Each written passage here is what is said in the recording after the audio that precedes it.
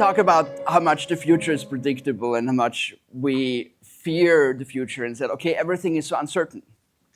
And I'm questioning this. Allow me to question this, how much we can actually predict the future or how much we know about the future, because I think we know a lot about the future. We know a lot more than seems to be obvious. For example, we know that humans are going to be around, and actually quite a lot of them.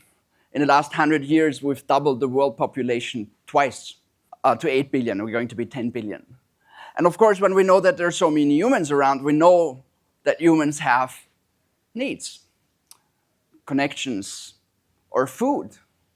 And when we look in how we're feeding today's 8 billion people, we're slaughtering 1 billion cows every day.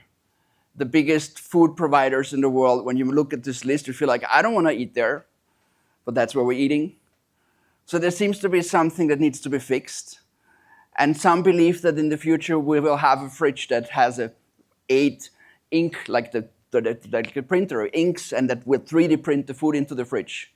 And the oven will 3D print the pizza into the fridge, and that will all kind of be different, how we manage to feed 10 billion people. We all have desires. I live in Dubai. I could have taken 6th Avenue. It's probably the same street, how it looks on the street. There is a survey how long it takes you to get 10 kilometers in the city. And when you look into the big cities, none of these cities are beyond 30 minutes. So maybe there's also something not working when we're going to be 10 billion people. And we have visions. Wealth, for example, is a vision. We all want to be rich and wealthy. We want to have an equal access to everything. We have the Sustainable Development Goals, which are great. When you talk about people like Mattis Wackernagel, the founder of the Global Footprint Network, I don't know if you heard of the Earth Overshoot Day. He says, I hope we don't reach these Sustainable Development Goals because it's not possible. And when we look into the health situation, we talk about healthcare.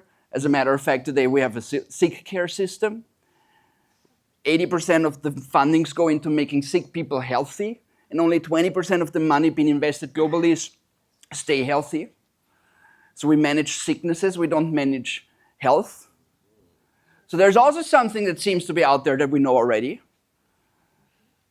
So we can count on a few things. Uncertainty, worry. A lot of people are worried about the future. Will I keep my job? Will everything be fine? I told you I'm going to take the fun out of this conversation, out of this room here. So that also means that maybe our neighbor will become a threat, because if people start losing stuff, people get angry and worried and aggressive. So maybe there's something that we actually need, and that might be something towards, I don't know, kindness, shaping the future that we'd like to see. Or educating people on how to be kind. For example, the self-education business is a real business. People spend $1 billion a day on self-education, so guys like him make a lot of money. We spoke about tech earlier today. Is tech a friend or an enemy? I don't think we have to have that conversation. We heard it right in the morning. We don't have to like it or dislike it. It's going to happen anyways. My father always said, be happy that it's that way, because if you're not happy, it's still going to be that way. And technology, we also heard this is an amplifier. We spoke about superpowers. I think it also makes lazy people more lazier. It amplifies everything in both directions. So that's something we need to work with. The problem is that we are grown to understand linear change, which means that we wait and see. Let's see what the others are doing. If we like what they're doing, we catch up, we do the same. And that we see in business, we see this in various fields, that everyone is thinking in a linear change. One impact, one result. One impact, one result. But that's not the world we live in. As a matter of fact, we never lived in that world. But if you know linear functions, they always start like exponential functions. They always start like a linear, like a line. And we live in an exponential world.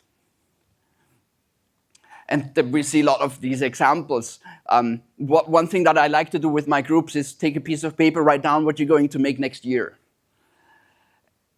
What you think you're going to make next year, and then double it, and double it again, and double it again, and double it 10 times.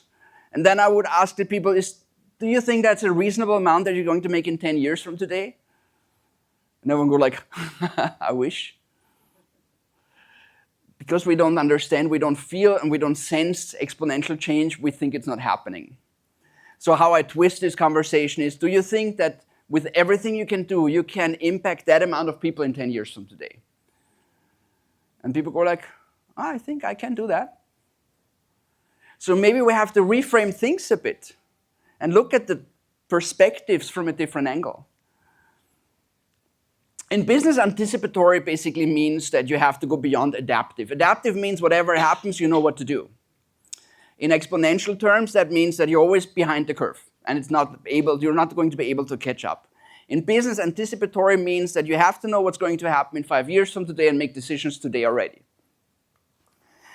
And a lot of companies like this one are crashing their heads together and figure out what that means.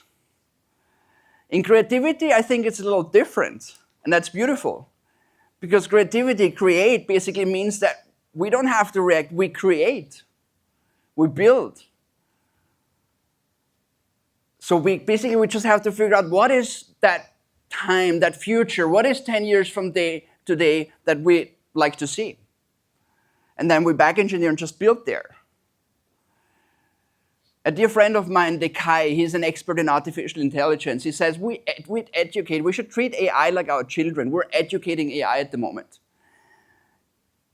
We were told not to use strong words here on stage, so I will still do this. If you say, fuck off Siri, this basically means that you tell AIs like Siri, this is how humans interact.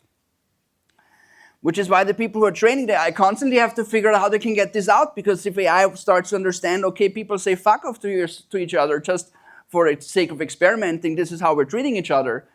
This is not how we want to, that AI, that huge models that are going to change the world, that's what they're learning from us. I don't think we want that. So what if we can see creativity as something that we're building towards something we'd like to see? And that basically means it becomes self-fulfilling, because we're just doing it. We see it, we go there, we're going to be there.